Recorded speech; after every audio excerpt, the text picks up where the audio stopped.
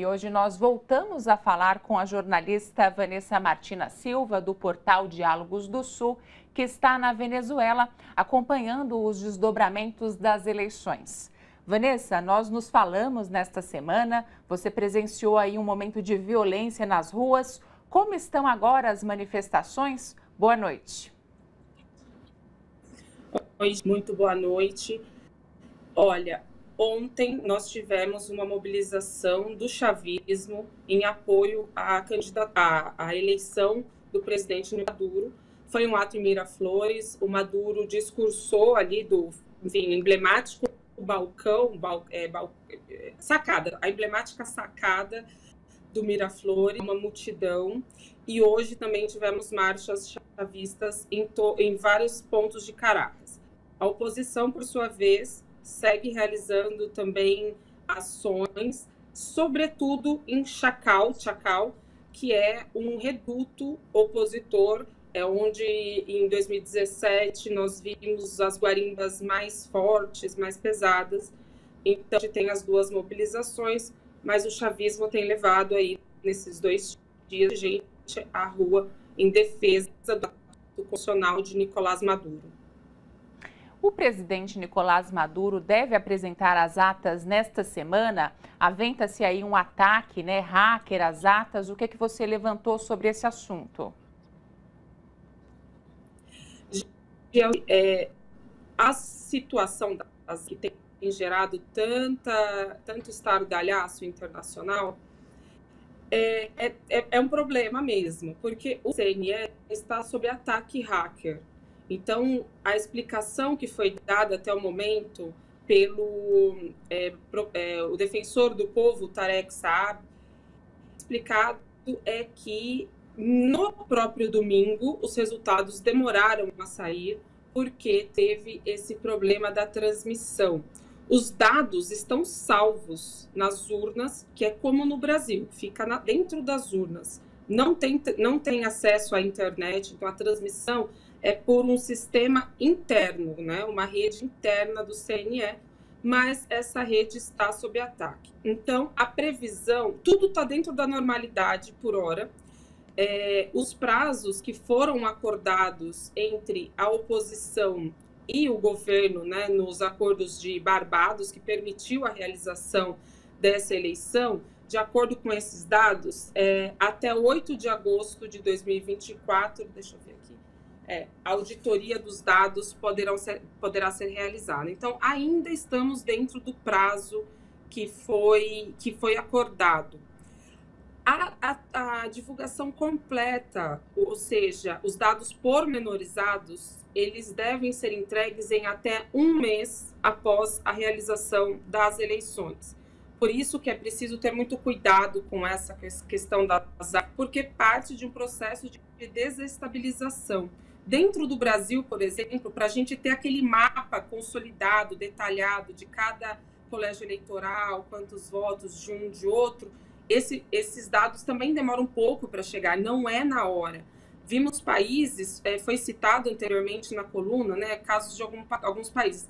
O governo do Peru, que é um governo ilegítimo, entrou no poder via um golpe de Estado, esse governo reconheceu, por exemplo, o Edmundo González como presidente da Venezuela, veja só. Mas no Peru, quando nós tivemos as eleições do presidente Pedro Castillo, ficamos agoniados por mais de uma semana para ter a contabilização dos votos. E não estou nem falando da totalização, era a contabilização e a confirmação de que ele finalmente havia sido eleito. Então, alguns países têm a tal da contagem rápida e depois a contagem pormenorizada, e ninguém nunca questiona. Na Venezuela, esses dados sempre foram divulgados, não será diferente. Mas é preciso compreender, é preciso entender que o país está vivendo o que o Maduro chamou, e eu acho que ele tem aí razão em dizer assim, um golpe de Estado e a tentativa de implantar um Guaidó 2.0. Porque todo esse processo vem sendo questionado e vem sendo questionado de uma forma desestabilizadora. A Corina Machado convocou as pessoas a ir às ruas e essas pessoas, elas não são pacíficas. Isso também a gente precisa ter a compreensão. Então, só rapidamente alguns dados, até o momento mais de 1.000 pessoas foram detidas por delinquência. Nós temos 48 funcionários do governo feridos, entre militares e policiais, um morto em Aragua. Nós temos muitos vídeos circulando na internet com falsos positivos, ou seja, pessoas que eles dizem que foram assassinadas pela polícia e é mentira. Depois essas pessoas aparecem em outros vídeos falando e agindo com normalidade. A sede do CNE em Falcón foi vandalizada, tentaram entrar e destruir as instalações, jogaram bombas Molotov, inclusive, nesse centro em Falcón. Nós tivemos também a tentativa de assassinato de um policial aqui em Caracas.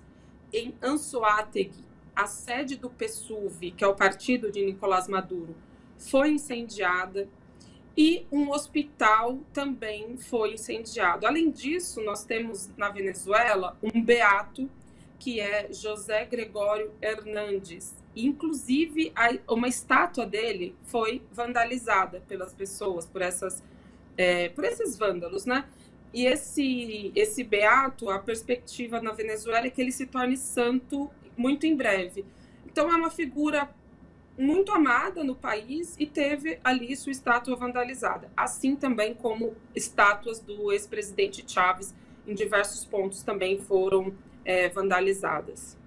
A gente pode dizer que tem ingerência aí da CIA, dos Estados Unidos, em todo esse processo que você descreveu? Podemos. Quem está dizendo não sou eu.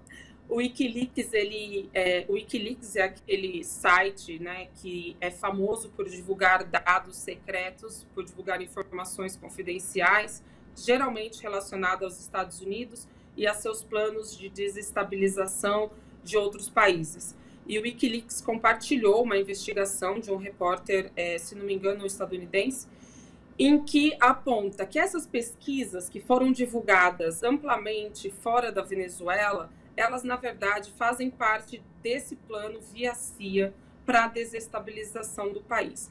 E que eu tive a oportunidade de falar aqui, mas tudo é parte de um plano orquestrado desde o exterior e as pesquisas que eram veiculadas efetivamente faziam parte disso, porque elas davam o Edmundo González com uma diferença de 30 pontos com relação a Nicolás Maduro. Isso é impossível, é matematicamente impossível. Qualquer cientista social pode comprovar o que eu estou falando. O PSUV tem por baixo, no mínimo, 4.500.000 votos. Que seja 4.200.000 votos. Então, falar que eles teriam uma diferença de 30%, sendo que boa parte dos eleitores que votavam na oposição deixaram o país por conta do assédio econômico que a Venezuela viveu. Então, de onde eles tirariam tantos votos para superar em um nível tão extremo os votos do chavismo? Isso era uma mentira.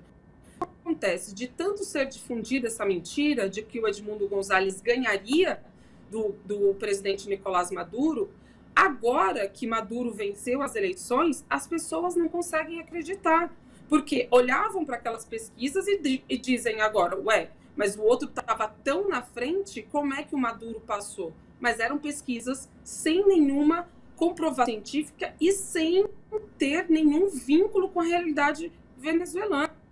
Eu alertava já desde sempre que são muito perigosas as pesquisas aqui, porque elas não são como no Brasil, não são confiáveis e são compradas. A oposição compra pesquisas, o governo tem também as suas pesquisas, então o que efetivamente manda, o resultado que vale é o resultado das urnas.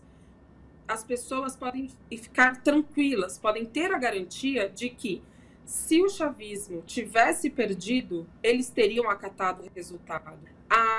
Aqui se trata de uma revolução socialista do século XXI. E eles conseguiram, ao contrário do Brasil e de outros países, eles conseguiram que o sistema eleitoral, né, que é um poder separado, que a justiça venezuelana, que também é um poder separado, que elas não sejam controladas pela burguesia, a mesma que controla os nossos poderes no Brasil. Então, caso a oposição vencesse as eleições, a oposição ia enfrentar a oposição. Se a Corina, né, barra o Edmundo Gonzalez ganhassem a eleição, eles teriam uma forte oposição, porque o chavismo controla a Assembleia Nacional. Então, assim, ainda teria jogo, o chavismo iria às ruas, iria confrontar politicamente esse resultado, né, impedindo a destruição dos projetos sociais. Então, calmem, estejam calmos. Não seria o fim de nada caso a oposição vencesse. Haveria luta política apenas. Mas, segundo os dados que foram revelados com mais de 80% de escrutínio, quem venceu as eleições de forma em que os dados que faltam não comprometem o resultado foi Nicolás Maduro, com 7 pontos de diferença, o que é bastante considerável. Não é uma diferença de 30 mil votos, é uma diferença razoável. Vanessa, a gente precisa fechar por causa do tempo, mas eu quero só antes destacar que o que a Vanessa está fazendo é jornalismo independente, precisa de apoio, então quero deixar aqui o site dialogosdosul.operamundi.ol.com.br. Vanessa, muito obrigada, esteja aí convidada para voltar com a gente outras vezes. Obrigada, agradeço o espaço, um abraço a todo mundo, tchau, tchau. Boa noite.